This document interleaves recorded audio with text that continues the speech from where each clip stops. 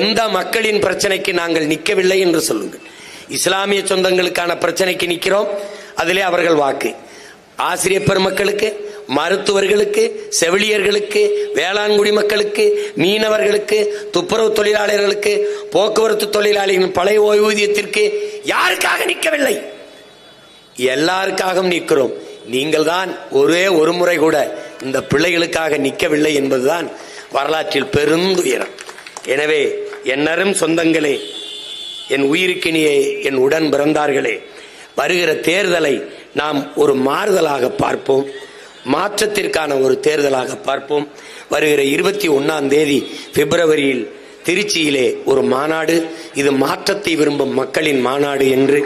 அது நம் இனத்தின் திருவிழா, எல்லோரும் கூடுவோம், தமிழ் பேரின பெருவிழா, வென்று வாகை சூடுவோம், நாம் நமக்கான அதிகாரத்தை நாம் நிறுவுவோம்.